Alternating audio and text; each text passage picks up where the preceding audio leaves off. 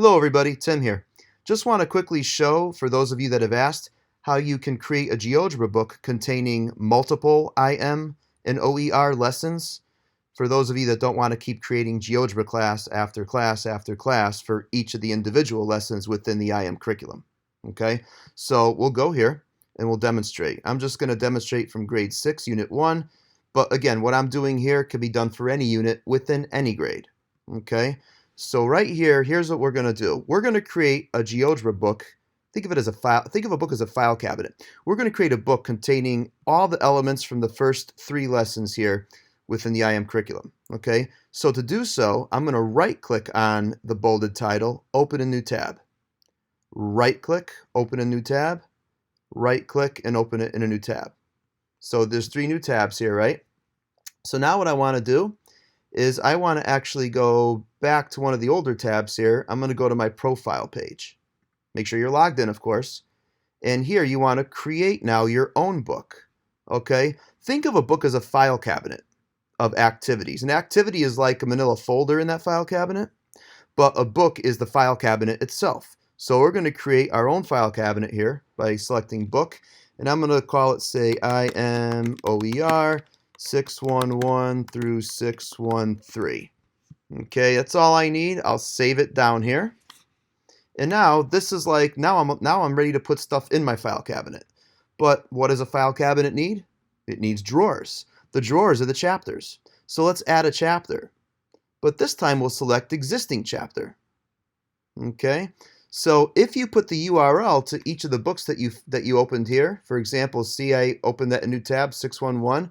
I'm going to copy that URL, go back to the edit book feature, paste it, hit view content. As a teacher, you can choose which chapters in this IM book that GeoGebra has on its site that you could put in your own personal book here. So I'll put both lesson and practice components in, import them, and now they're imported in. Let's do it for 6.1.2. Add an existing chapter.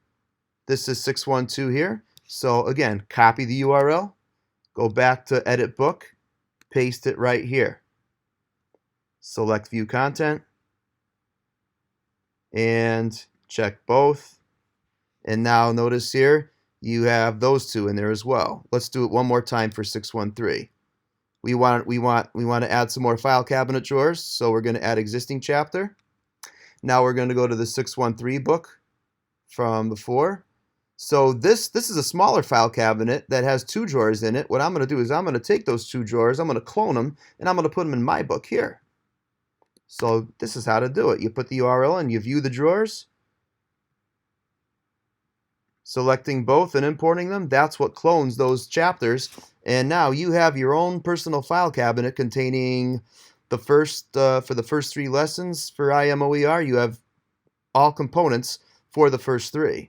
So at any time you could leave, hit view book, and look at this.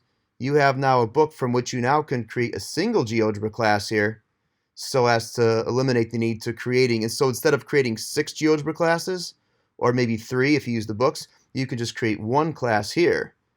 Give it a title. And notice here now, this will obviously have way more tasks in here because these are all the tasks and all the components for the first 3 IM lessons here in grade 6, unit 1.